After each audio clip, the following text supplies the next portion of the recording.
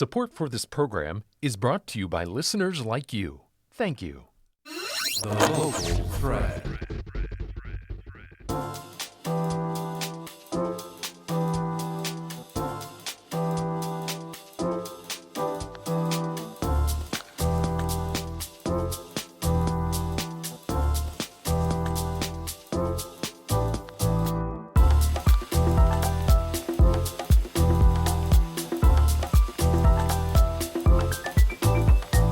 Welcome to A Moment of Truth.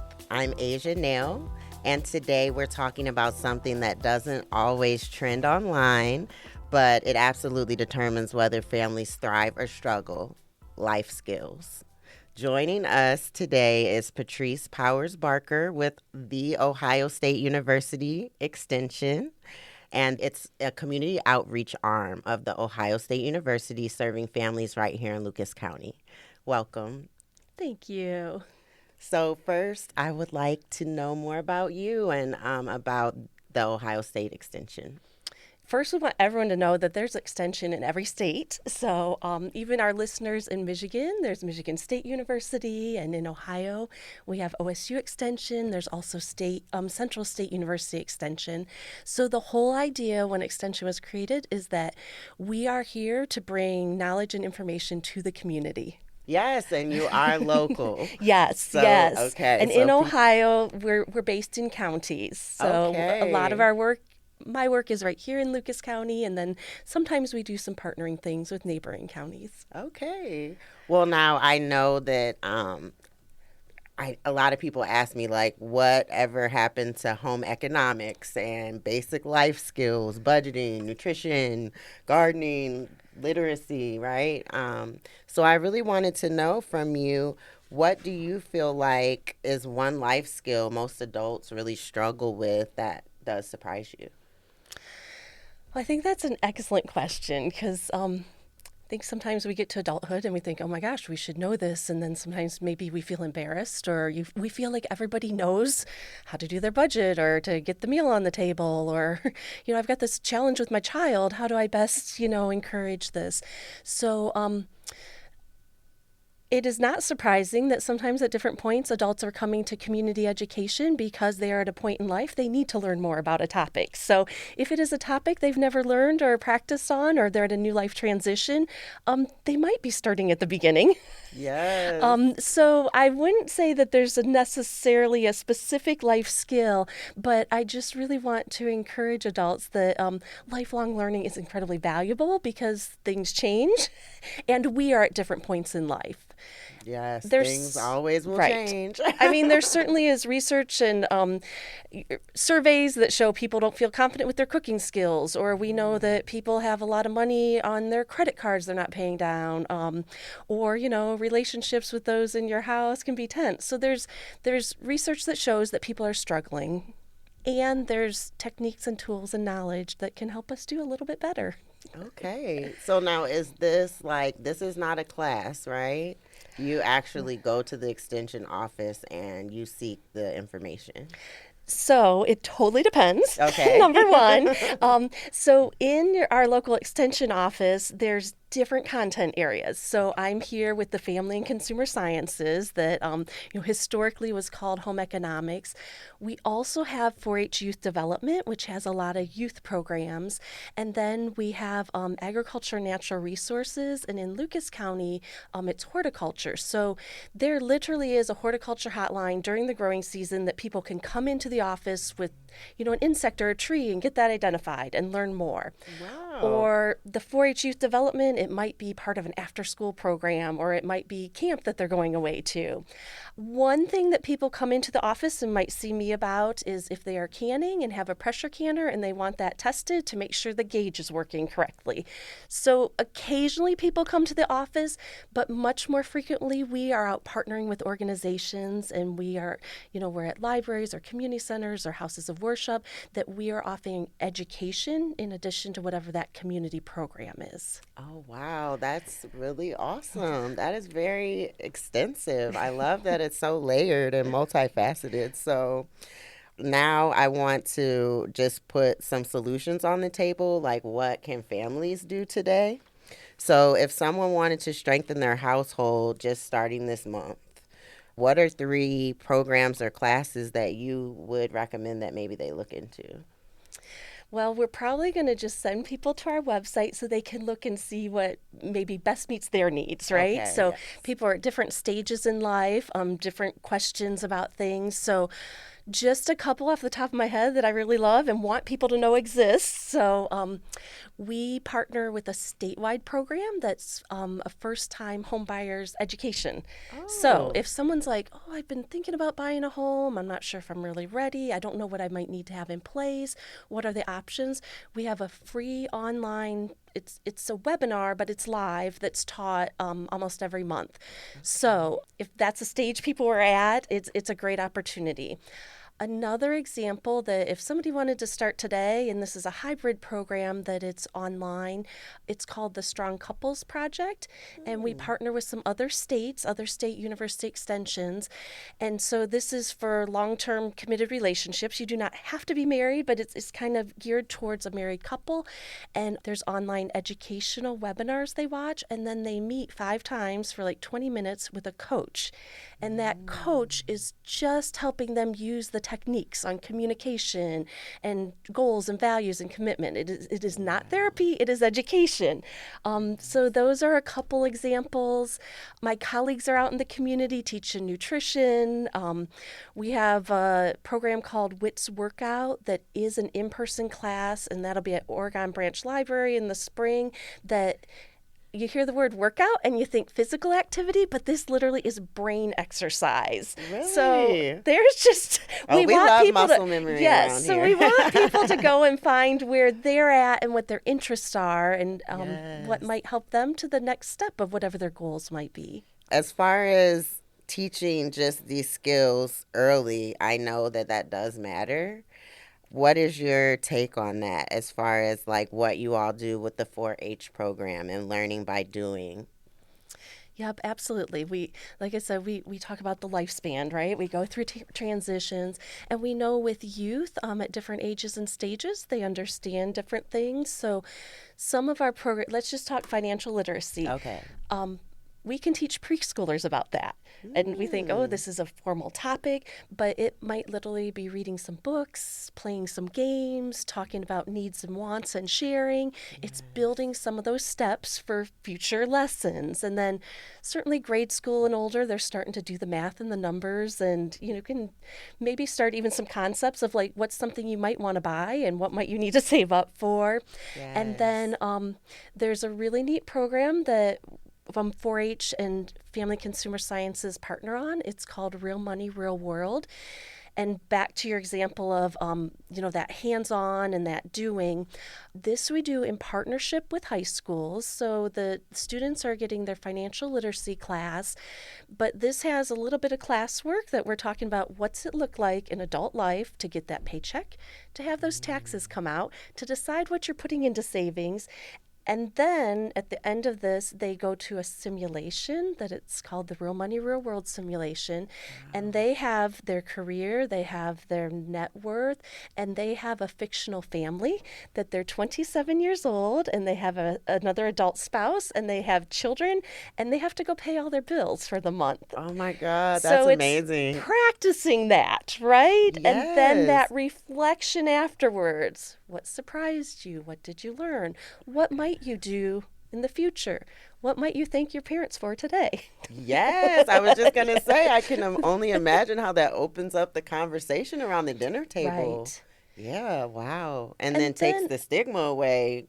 Yeah. right. And I was going to say, sometimes when we talk about adult education, like you said, kind of that stigma or that privacy, right? We're not talking our actual monetary value here, but if there are best practices for people to help make decisions about their own income and expenses, we want them to take that education and put their data to it. Use your information to make those best choices for yourself and your household. Oh, wow. Yes, that's very powerful. Oh my goodness. Wow. I'm sorry. I just Well, we want people to feel successful and be successful, right? Yes, it's so important. It truly is. So now I do want to ask if someone is listening and they just really want to strengthen their household starting this month, what would you recommend? I know there's so many programs. What would you really recommend?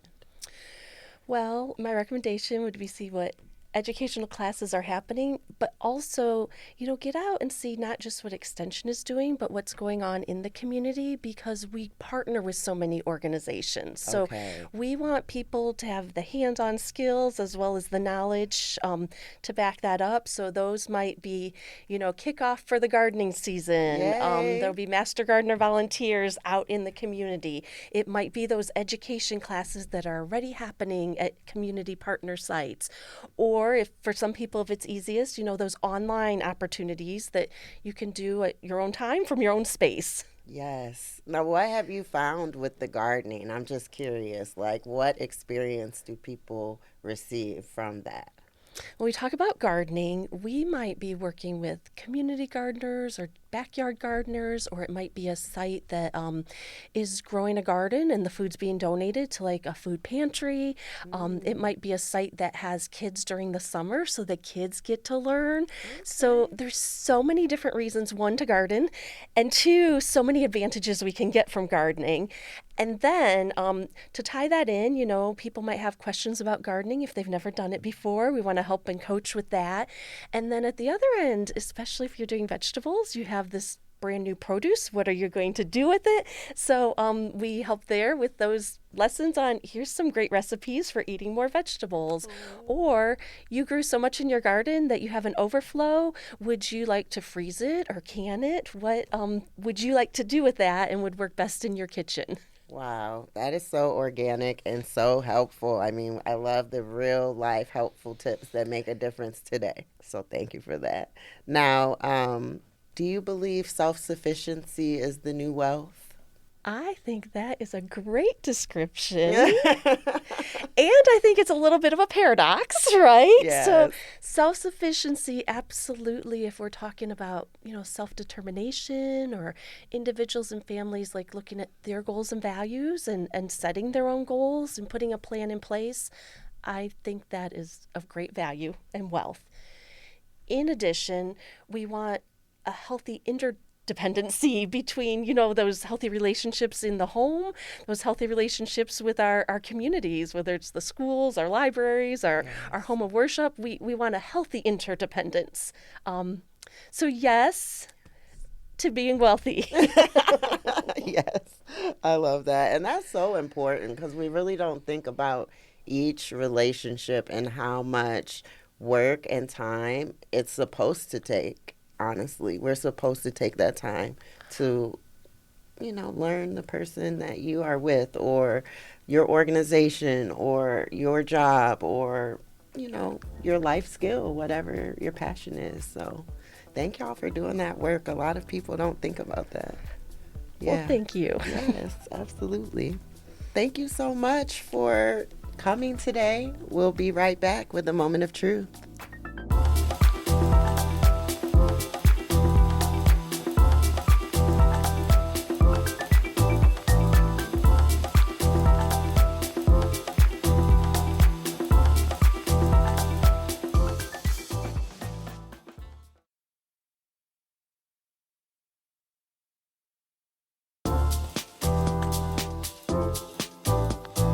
Welcome back to A Moment of Truth. I'm Asia Nail, and now we are stepping into a conversation many people avoid, but every adult needs to have. Let me ask you, when was the last time you thought about what happens to your stuff after you're gone? Don't worry, we're not trying to scare you yet. My grandma would say, honey, you can't take it with you, but you sure can make it easy on folks. So, what happens to your family, your finances, your wishes if something happens? So, joining us today is Deborah Barnett, founder of Getting Your Affairs in Order. Thank you for coming today. Thank you for having me. Now, I know your work focuses on helping women and men take control of their legacy before crisis forces the conversation. So please tell us more about yourself and about getting your affairs in order. Well, I am a retired bank executive from the Huntington Bank and very active in the community. So upon retirement, I said, how am I going to use my experience with the bank, my finance background, and then my network throughout the community? And I did many things before you get an assignment. So God provided me this vision of talking to people about getting their affairs in order, because I went through some personal things. Some of my friends went through some personal things. And so I met with a group of people and I said, do you think we can really get together and inform the community to help them get better prepared for life-changing situations? And a will is not always the way, because you would talk to people and they would say, oh, I got a will because I don't want to talk about it, so I got a will. But we would say, what other things do you have in place? Your bank account. You know, there's certain ways that you can set up your bank account. There's certain ways of exploring insurance opportunities. There's certain ways that you can make things easier as life changes through your lifetime. So we got together and we planned these workshops around getting your affairs in order. We invited industry experts to come in and speak on the different topics, and it was well received by the community. Partnered with Area Office on Aging and the Toledo Lucas County Public Library, and they thought it was a great idea. And so in 2024, we started putting on these workshops and informing people, well, helping people to become better informed, because everybody's situation is different. Yes. Yes. You know, what one shoe doesn't fit everybody. That's right. Yes. So we invited, and so we were going to be pleased if we got 100 people there. And we did one a quarter in 2024. And each workshop, the numbers increased. So last year in 2024, I told my very small, efficient committee, I said, I can't do 4. That was just so much work. And so we said we would do 2. Okay. Well, then a group of women gathered around me at a function, and they says, can't you do one just for women? So it has been heartwarming, but informative to people. There's many estate planning workshops at our fingertips out in the community. I mean, they're on Facebook, people promote them all the time. I think our hook has been getting your affairs in order, because as we have talked to some of our attendees at the workshops, they didn't think they had an estate. They didn't understand that their house and their bank accounts and their cars, that's all a part of their estate. That's all a part of their legacy.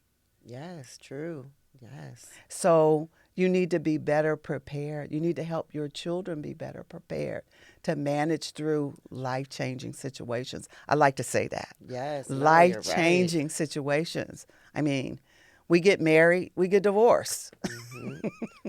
Nothing's for sure but so change.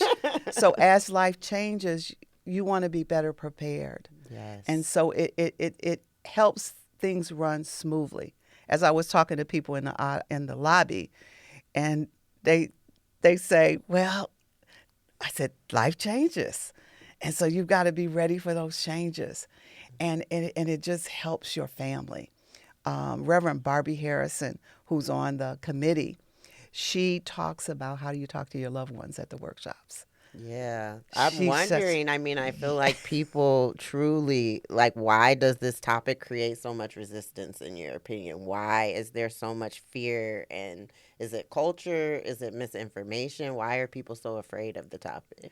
I think it's all of it. Yeah. And my bank experience, back when I was a banking office manager, and people would come in and we set up their account or we'd try to sell them life insurance on that particular loan they would get.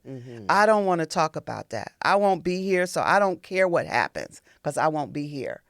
And they think if they make certain decisions around getting a will or something like that, they think that then gives them an expiration date. You'd be surprised. Just recently, I was very surprised. I was watching TV. I like Deion Sanders. And so he just had a health situation. Okay. And Michael Strahan asked him, what fear did you have going through that, Deion? And he said it wasn't going through the surgery. It was that I had to now sit down and have a will made up. I says, Deion Sanders didn't have a will with all of the stuff that he had? But it's that fear. Yeah. We think that people of status, celebrities, they have that same fear. Yeah, that they're other human people too. have. That they've not done those things. And we expect that they have done them because they have so much. Yeah, that makes sense. And I find in my personal life that it seems like when people do get older and they finally maybe settle into the idea that, their next journey will come sooner than later. And that's when, for me, they were my grandparents and they just were fine with talking about it. But because I wasn't prepared, I had to hang up for, yeah, it takes a process. That's good that you're helping the community. I believe that I have been given this assignment. I talked to my Yeah. pastor about it. Saturday, I was at an event, and 2 young women came up, and they saw my sign, and they were like, they looked at each other, and they said, we ought to be at this workshop. Because what happens to my kids if something happens to me? That's right. I haven't left any instructions.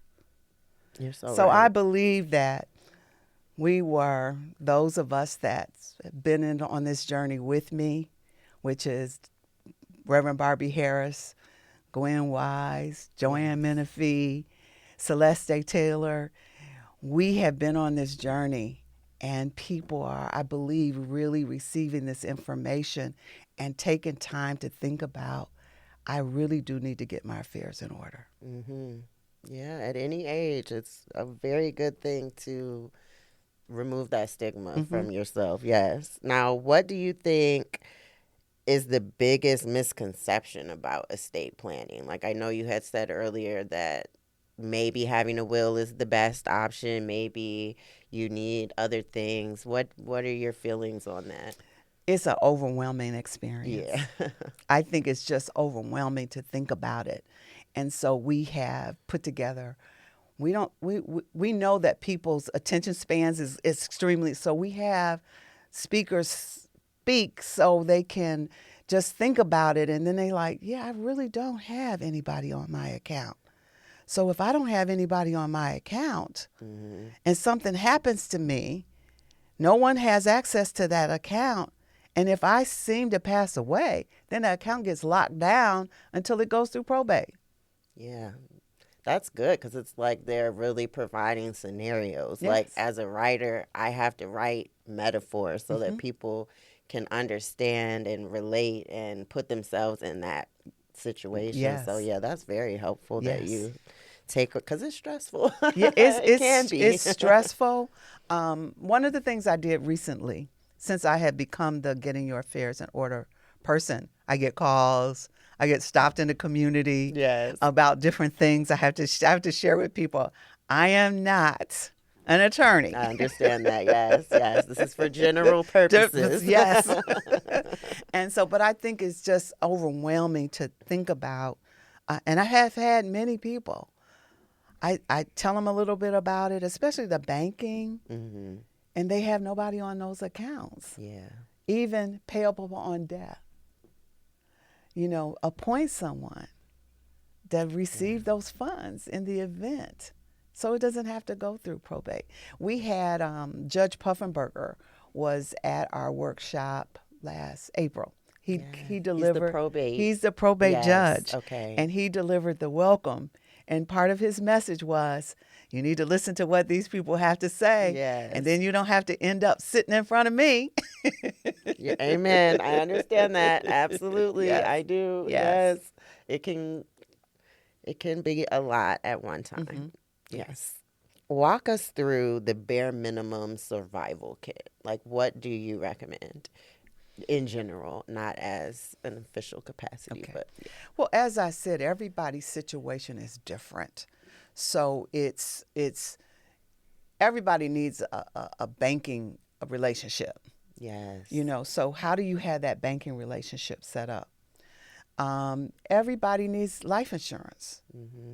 I've heard that, GoFundMe's is not life insurance. Yeah. Okay, that is, and then a will. You really do need to leave instructions to your family about how they honor your legacy. Yes, that's a really good way Yes, of looking at that. everybody has a legacy, and every legacy needs a plan. You shouldn't leave that up to somebody else. We when someone passes away, that's an emotional time. It So is. you've got to plan a service. You got to write an obituary. It's a lot of things that you have to do. So if some of that is already done, it helps the family go through that grieving process a little easier. And I get that because it's almost twofold. Like our elders don't want to feel like they're burdening us when they may need help. They may need someone to be looking over that account, making sure that, like you said, they have some kind of autonomy to help you.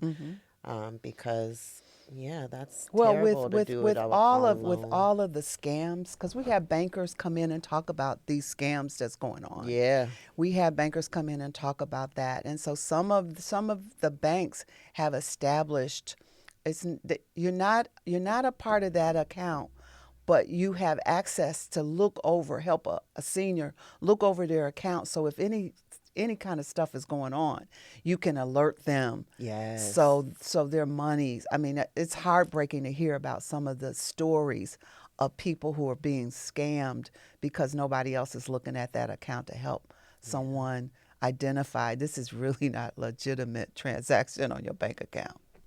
No, that is so true. And it's not a burden, not to us at least, us mature adults. It's very helpful if we need our elders to know that we want to be Yes, there without a to doubt. help. Yes. Yes.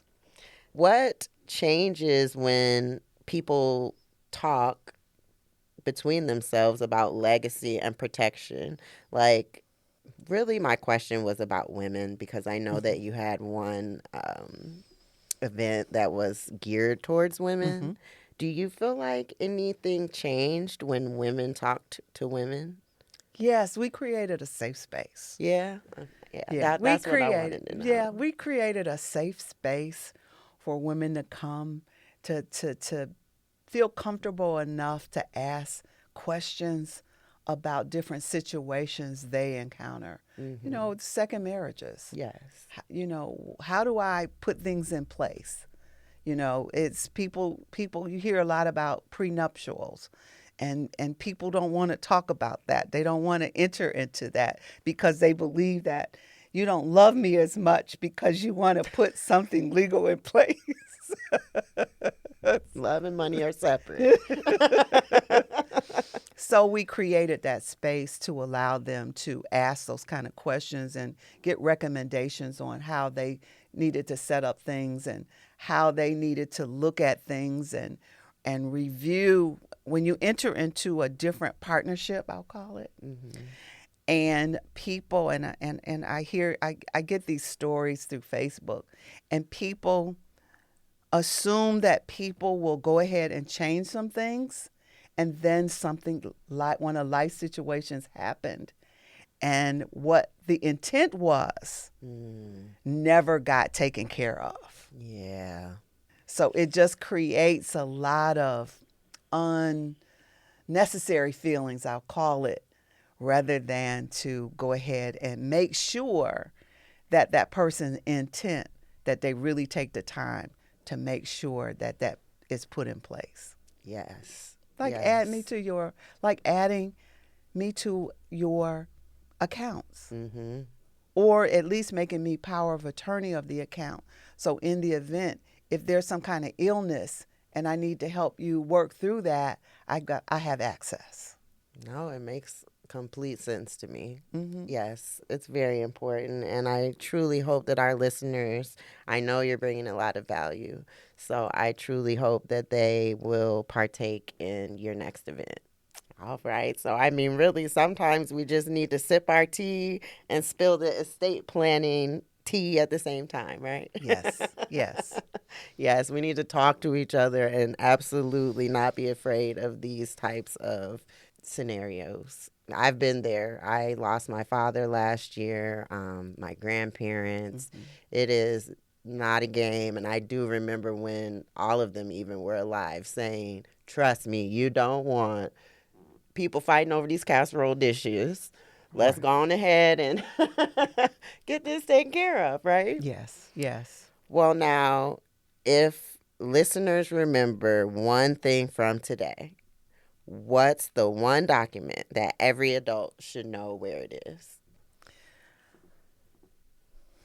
I think there's a portfolio of documents Yeah. that you should have, and somebody should know where they are. We didn't cover this, That's but okay. this We can get this into this it. this has come up over the series of workshops because we all in this digital world that we live in, we need people's passcodes. Yeah, If something true. happens, I heard a story. I listened to these reels of this young lady, and she said a young man had a digital business that was lucrative.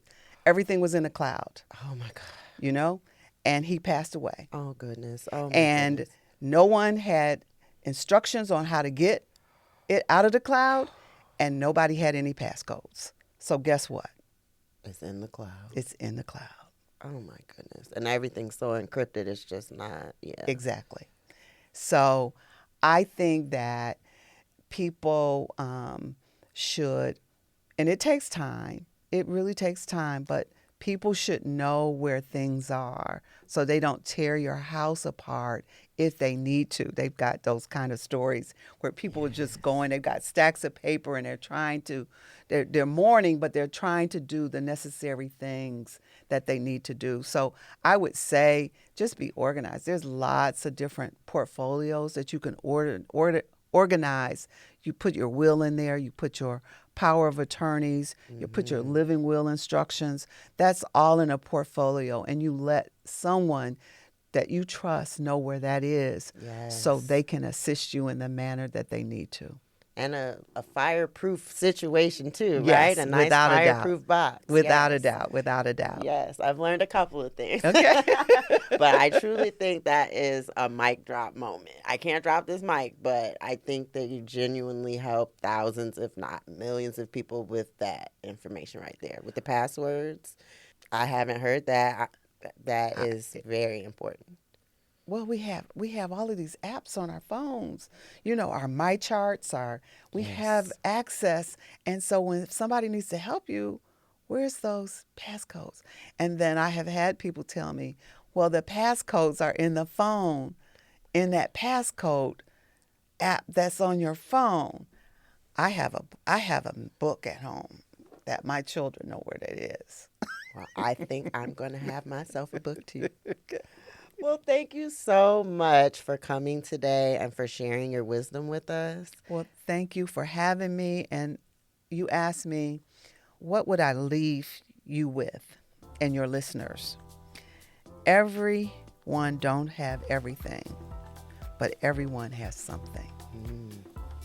Your legacy deserves a plan, and you have to plan your legacy.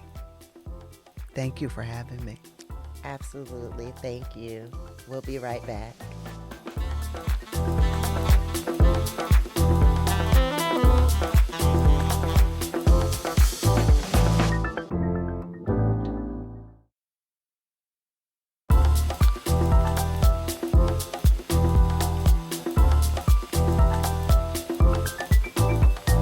Welcome back to A Moment of Truth. I'm Asia Nail. Now, let's be honest, many families are just one unexpected bill away from crisis. A car repair, a medical expense, a job interruption, and suddenly stability feels fragile. So, joining us today is Cynthia Savage, CEO of Pathway Incorporated, a community action agency serving Lucas County families in real time and when you need it most. Thank you so much for coming and being with us here today. Thank you, Asia. It's a pleasure. Look forward to our conversation today. Absolutely, me too. Now, what is Pathway Incorporated and who do you serve in Lucas County? Pathway Inc. or Incorporated is the designated community action agency for Lucas County. We have been serving the community since 1965, so we just at 61 years, along with community action agencies across the country that do the work that we are doing here in Lucas County. And we are responsible for helping those that are in need. We are one of over 1,000 community action agencies across the nation and over 48 within the state of Ohio. And our responsibility is to ensure that we are addressing the needs of those that are impoverished. I recently attended a national conference and it was stated that we are the only organization in the country that is designated to address poverty. And I know we have many other organizations. We work with our partners very closely, but that's a distinction for who we are and what we do. And we're very proud to be a part of that network.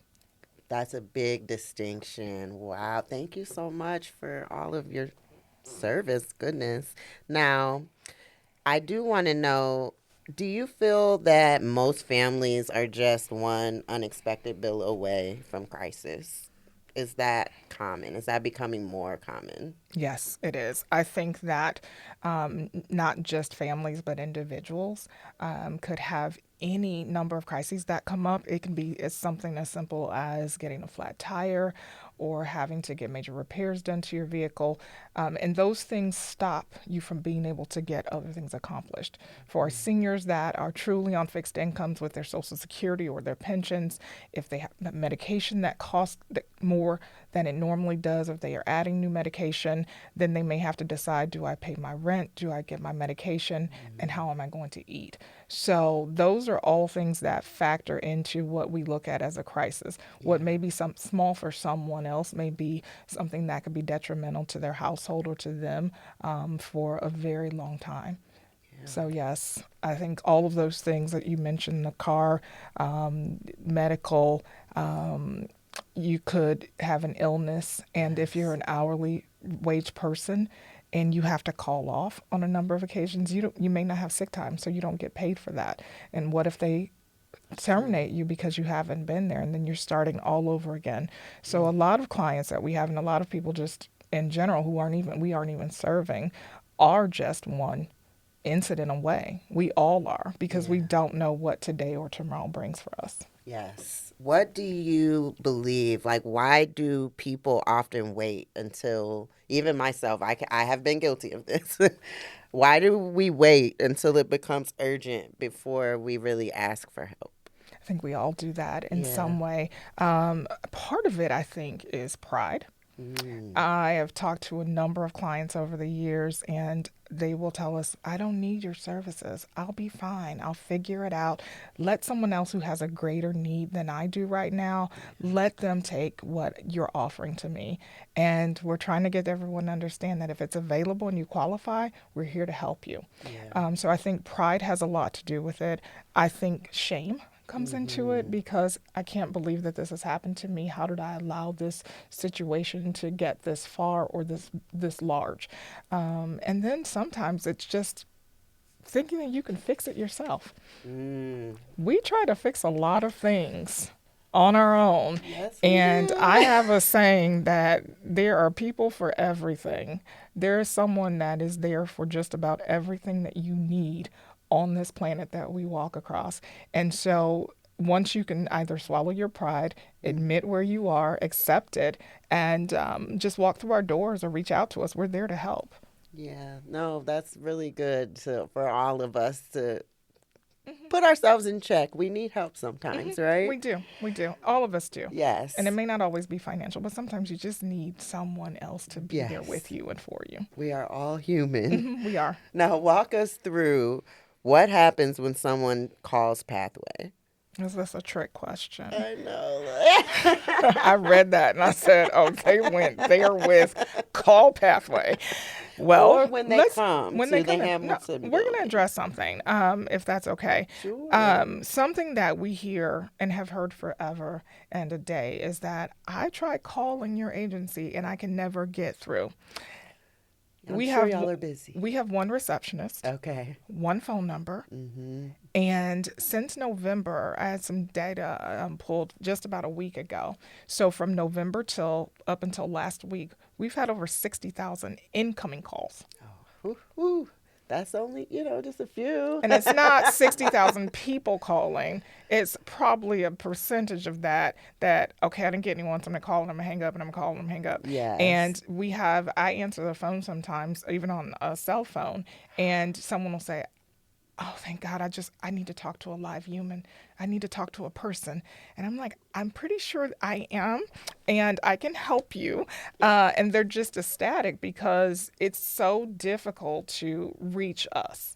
It just is. And It's that's the difficult to reach reality. anyone It is. these And that's our days, reality. yes. And with more and more people in need, that means that there are more and more people that are trying to contact our agency. But there are other ways that you can reach us. And I'd love to share that with you today if Yes, possible. absolutely. So you can call us.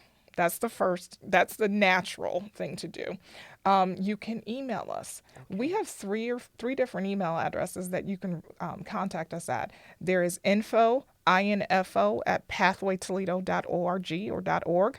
There is our HEAP department. It is HEAP, SM, so HEAP, the letter S, the letter M, at pathwaytoledo.org. And there's resources with an S at pathwaytoledo.org.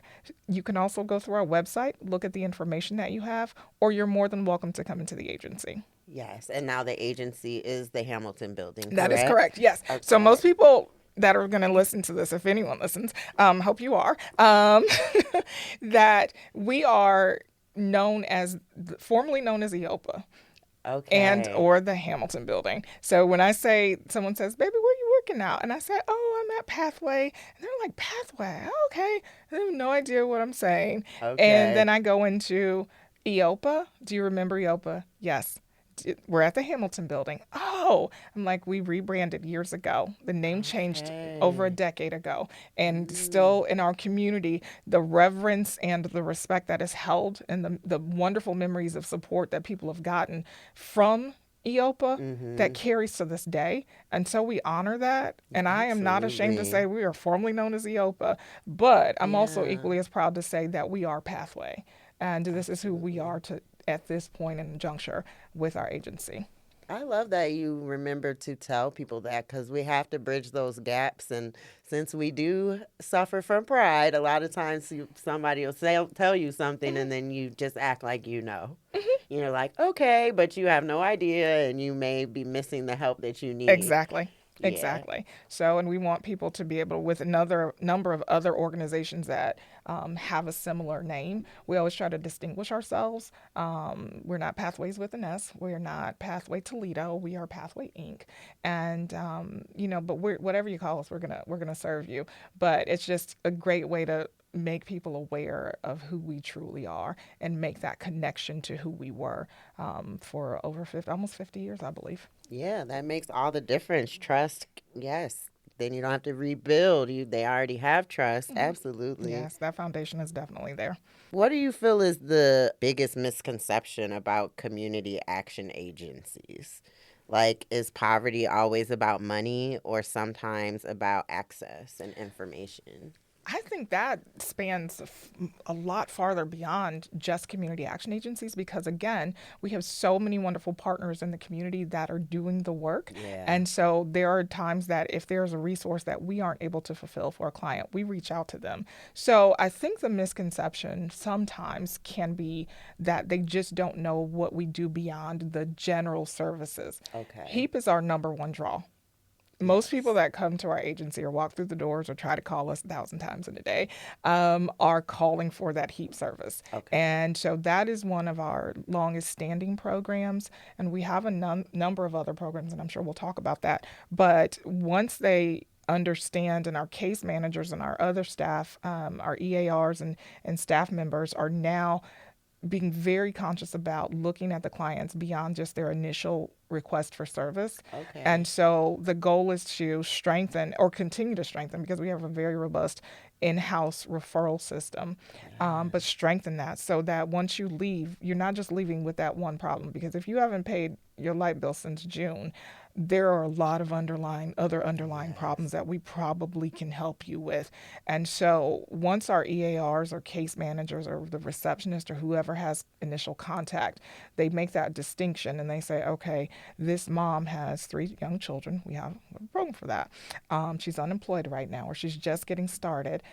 We have a program for that. So if, like Elizabeth Warren, we have a plan for that. We have a program or a partner for just about everything. But that misconception is that you come in, you get your one service and you're done, and you're still in the same situation that you were in. You just got a Band-Aid put over it. And our goal is to heal that wound or whatever is happening so that you no longer need our services. Because with the economy changing the way that it is, we're going to have a whole new group of people that are going to be coming through our doors or reaching out to us, like during COVID with rental assistance. And we want to be able to ensure that the time is available for our staff, the resources are available, and we're not pushing anyone out, but we're giving you a hand up so that you can move forward with your life and tell other people about the services that have been provided for you at Pathway. Yeah, that makes a big difference to know that you have multiple things. I really didn't realize that. I also mostly thought it was just HEAP. Truly, if I'm being honest. Thank you for explaining that. That is okay. Are there any other specific programs that you want to talk about? So we have a senior emergency home repair program Okay. for those that are located within the city of Toledo, and they're residents either at the age of 62 or older or permanently disabled. So if you have that distinction of being permanently disabled and receive funding for that, funds for it or money for it from the government, then you qualify potentially for our services. There are income restrictions for just about everything that we do, but again, we don't want you to not come to us because of that. If we can find a way, if you qualify, we're going to get you the help, or we're going to try to refer you to someone else. So that is a wonderful program, and right now we're focused on the Junction neighborhood as our NERSA, and so we have the city of Toledo that we have funding for, as well as that neighborhood. And so we are working to ensure that our seniors have they can remain independently housed and live where they've been and not have to be uprooted. We have our Department of Community Resources, which provides assistance with emergency housing dollars if and when they are available. Yes. Okay. We help with utilities, through HEAP.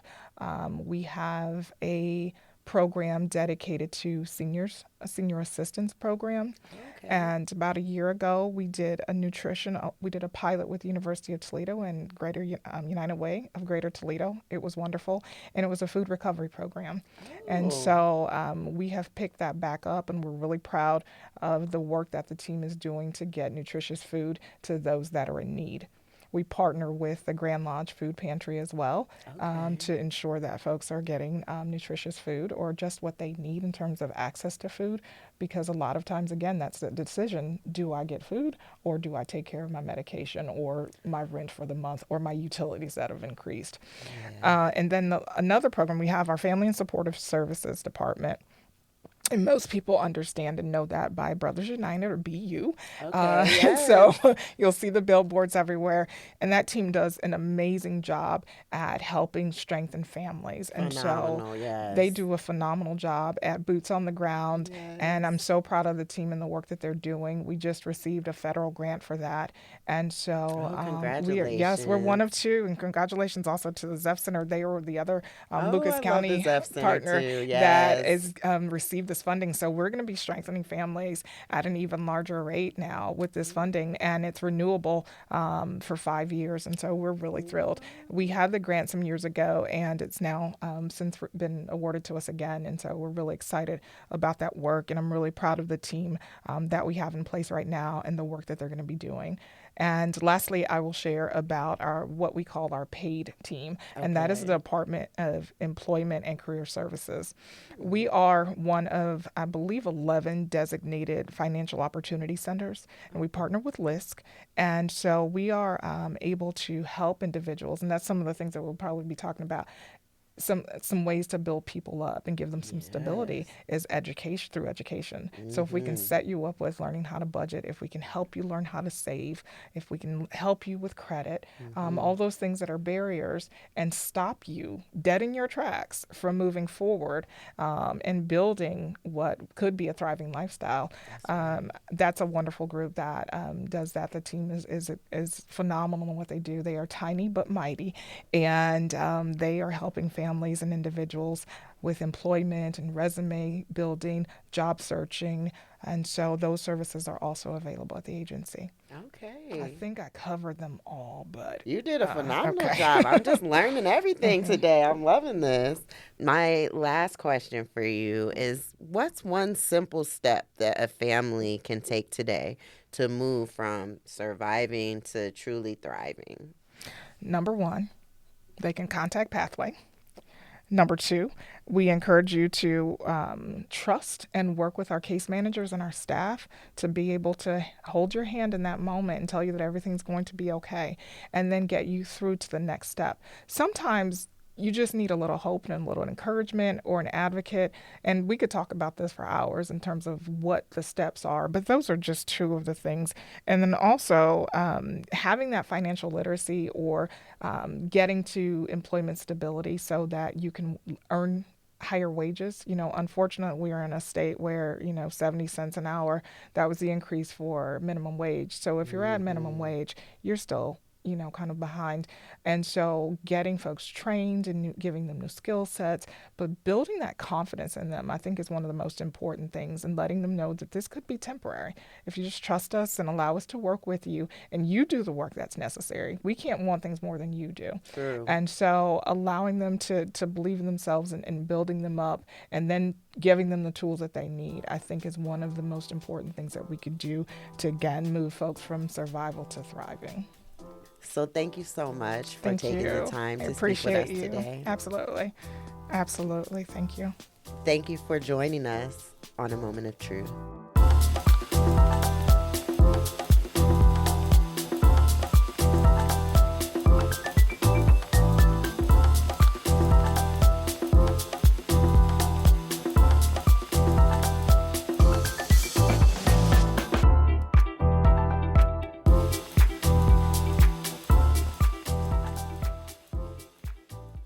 The Local Thread is a production of WGTE Public Media. Episodes can be heard weeknights at 7 on FM 91 or anytime at WGTE.org. The views and opinions expressed in The Local Thread are those of the hosts of the program and its guests. They do not necessarily reflect the views or opinions of WGTE Public Media.